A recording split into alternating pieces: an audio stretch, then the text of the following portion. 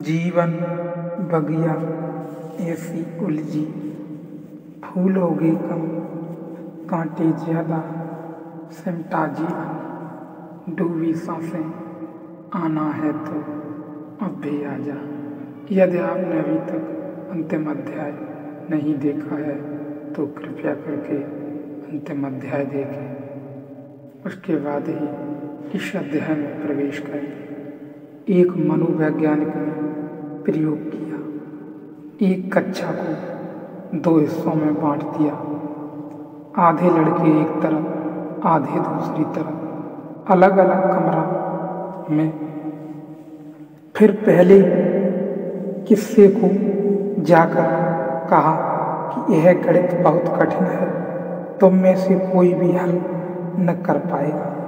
एक गणित लिखा बोर्ड पर और यह उतना कठिन है कि तुम्हारी तो सामर्थ्य ही नहीं। तुमसे आगे की कक्षा के विद्यार्थी भी इसको हल नहीं कर सकते, लेकिन हम एक प्रयोग कर रहे हैं। हम जानना चाहते हैं क्या तुम में से कोई इसको हल करने के लिए थोड़े बहुत भी करीब आ सकता है।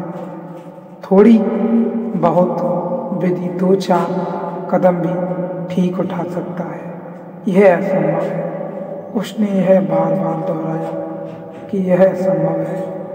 फिर भी तुम चेष्टा करो। दूसरे कमरे में गया। उसी वर्ग के आधे लड़के, वही बोर्ड पर उसने गणित लिखा और कहा कि इसे तुम में से कोई भी हल न कर पाए। तुमसे नीची कक्षाओं के लड़कों ने हल कर लिया है, तो इसलिए नहीं दे रहे हैं कि यह तुम्हारी कोई परीक्षा करनी है।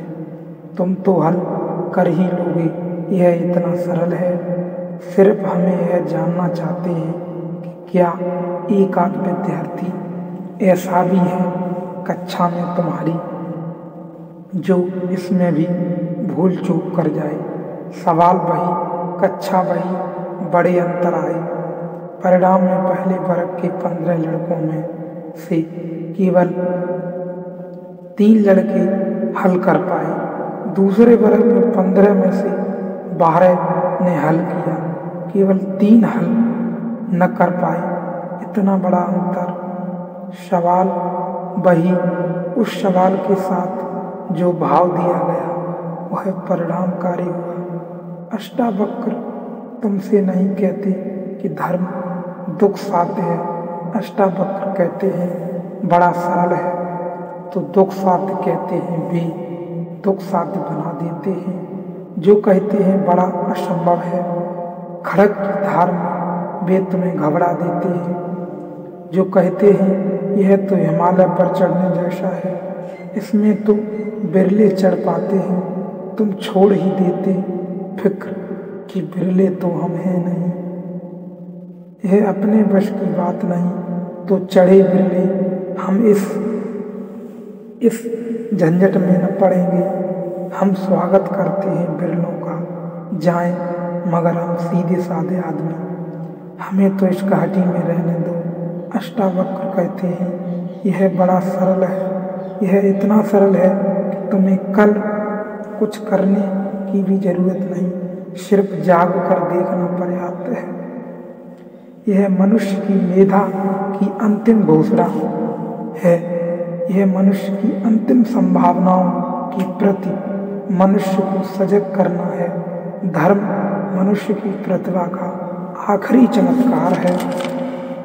अगर तुलना करनी हो तो राजनीति मनुष्य का निकृष्टतम रूप है और धर्म मनुष्य की प्रतिभा का श्रेष्ठतम रूप है।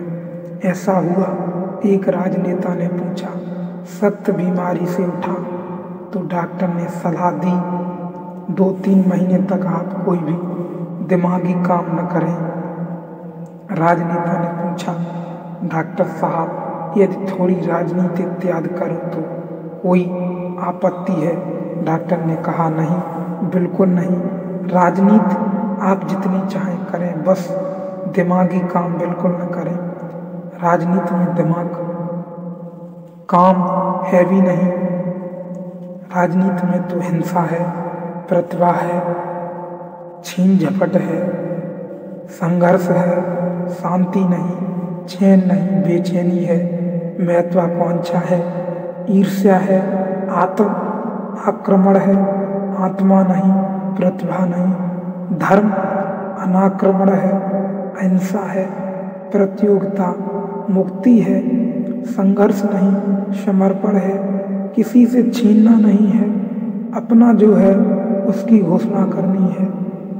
अपना ही इतना काफी है कि किसी से छीनना क्या, छीनते तो वे ही हैं जिन्हें अपना पता नहीं। टुकड़े टुकड़े के लिए लड़ते हैं और परमात्मा भीतर विराजमान है, टुकड़े टुकड़े के लिए मरते हैं और परम विस्तार भीतर मौजूद है, सागर मौजूद है, बूंदों के लिए तरसते हैं जिन्हें अपना पता नहीं। वे राजनीति में होते हैं और मैं राजनीति कहता हूँ तो मेरा मतलब इतना ही नहीं कि वे लोग जो राजनीति पार्टियों में हैं, राजनीति से मेरा मतलब वे सभी लोग जो किसी तरह के संघर्ष में हैं।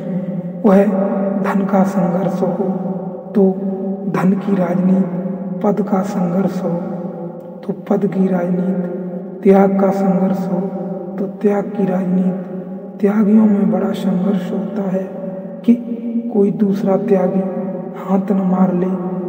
ओलंपिक चलता रहता है त्यागियों का कि कोई महात्मा बड़ा न हो जाए, तो एक महात्मा दूसरे महात्मा को हराने में लगा है।